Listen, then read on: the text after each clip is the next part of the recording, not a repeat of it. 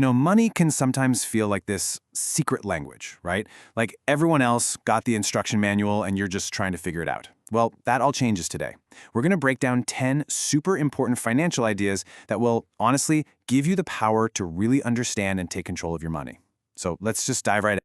Oh man, I think we've all been there. Remember that very first paycheck? That feeling of pure excitement when it hits your bank account. And then that moment of, wait, what? Where did all that money go? It seriously feels just like this quote says, like some kind of ritual where a chunk of your money just poof, disappears into thin air. All right, so let's just get right to it. You see that you've earned $2,000, but when you check your account, there's only $1,456 in there. What's the deal? Well, the simple answer is that one word that makes pretty much everyone sigh. Yep, taxes. So we're going to start at the very beginning, at ground zero, your first paycheck. This is really where the whole financial journey kicks off, and the first lesson is figuring out exactly what's happening to your money. So what are taxes really? Well, think of it this way. They're basically the cost of living in a civilized society. Seriously. That money is what pays for the roads you drive on, the schools in your town, and, it even makes sure that the health inspector has checked out your favorite restaurant. It's kind of like the membership fee for being part of the whole shebang. And this membership fee gets collected in a few different ways. You've got your income tax, which is on the money you earn. Then there's sales tax on stuff you buy.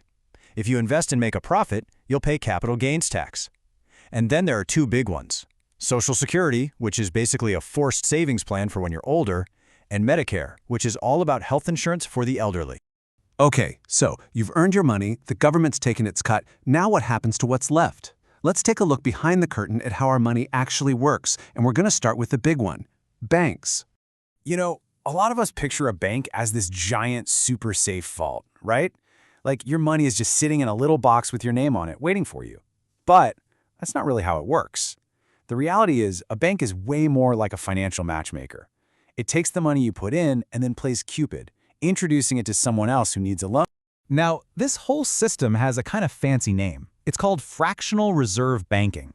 And here's how it works. Let's say you deposit $1,000. The bank doesn't just stick it in a drawer. Nope. It might keep, say, $100 just in case you come back for it. But it's going to lend out the other $900 to someone who wants to buy a car or a jet ski, whatever.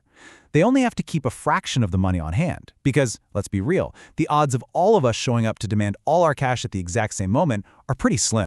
So how does anyone make money here? Well, it all comes down to one word, interest. The easiest way to think about interest is like rent for money. It's a two-sided coin. When you're the one borrowing, interest is kind of your enemy. It's the fee you have to pay. But when you're the one saving, interest becomes your best friend, your best employee even. It's the reward you get for letting the bank use your money for a while. Okay, but this is where things get really cool. What happens when the interest you earn starts earning its own interest? Well, that, my friends, is called compound interest. And it is, without a doubt, the closest thing to a real-life money cheat code. It's the magic that lets small amounts of money snowball into huge amounts over time. Let's just watch this cheat code do its thing. Imagine you start with just $100. You let it compound, and before you know it, that's turned into 200. And then it does it again. Boom, 400. Your money is literally making babies. This is why everyone says starting to save and invest early is your biggest superpower. But of course, every good story needs a villain. And in the world of money, that villain is inflation. You know that feeling, right? You go to buy your favorite snack, and the bag is smaller, but the price is higher than it was last year. That's inflation in a nutshell. Your $5 bill is still a $5 bill, but what it can actually buy has shrunk. So why does this happen? Well, it can be a few things. Sometimes it's a classic case of too much money chasing too few goods. Or maybe supply chains get messed up and it just costs more to make stuff. And get this, sometimes it's all in our heads. If everyone expects prices to go up, we all rush to buy things now, which, you guessed it, makes prices go up. And the main way governments try to fight this is by raising interest rates to get everyone to slow down their spending a bit. Okay, so now we kind of get the rules of the game. So the big question is, how do we start playing to win? This next part is all about the tools you can use to build up your own financial power. First up is a big one, your credit score. Think of it as your financial report card. It's this 3-digit number, usually somewhere between 300 and 850. And here's the key thing to remember. It's not about how much money you have. It's about how trustworthy you are. Lenders are just trying to answer one question. If we give this person some money, what are the chances we'll get it back? And this chart right here shows you exactly what they care about.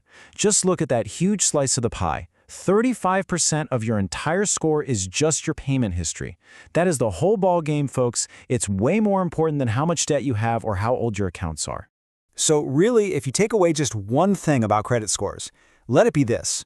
The number one, most powerful, most important thing you can possibly do is to make every single payment on time. Period. It is that simple. That one habit has a massive, massive impact on your entire financial future. Okay, so remember our villain, inflation, that's always eating away at our money's value? Well, how do you beat it? You invest. Investing is how you switch from working for your money to having your money work for you. It's about trading your cash today for hopefully a lot more cash tomorrow. Whether that's owning a little slice of a company with stocks or lending money to the government with bonds, the goal is the same. You're putting your money to work. All right, let's pull the camera back a bit, because none of our personal money stuff happens in a bubble, right?